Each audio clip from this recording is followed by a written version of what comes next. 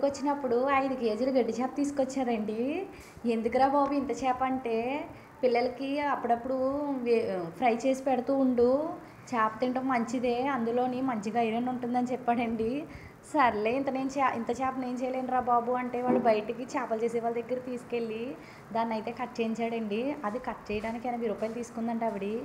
ఇంకా తప్పుతుందా? ఇంకా ఫైనల్‌గా అయితే అందులో 5 ముక్కలు తీసి నేను ఫ్రై చేస్తున్నానండి. వాళ్ళు సరిగ్గా అనేది చేయడం అంటే చేసిస్తారు కానీ వాళ్ళు తోమరు కదండీ. ఇంక నేనైతే అది క్లీన్ చేసుకుని శుభ్రంగా కడాయివన్నీ ఫ్రిడ్జ్‌లో పెట్టేశాను. ఈ 4 ముక్కలు అని తీసుకుని పిల్లలకి ఫ్రై చేద్దాము అని చెప్పేసి తీసేసానండి. ఇంకా మా వోళ్ళకి ఇంకా ఫ్రై అంటే చాలా ఇష్టం. ఇంక చంకాలకు గుద్దేసుకుంటారు ఫ్రై చేపలంటే. ఇంకా మా పిల్లలు అల్లరి తట్టుకోవడం అంటారా చాలా చాలా కష్టం నాకిక్కడ. మా ఇద్దరు పిల్లలు మా హస్బెండ్ మార్నింగ్ వెళ్ళిపోతారు, ఈవినింగ్ వస్తారు. ఇంకా మా పిల్లలతో నాకు పట్టదు ఇంకా పని.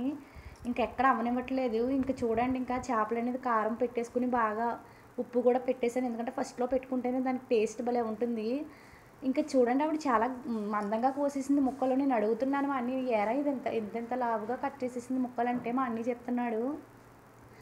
తాటగా కోస్తే ముక్కలు బాగోవన్నది ఆవిడ. అందుకే ఇంకా సరే కట్ చేయండి అని అన్నాను.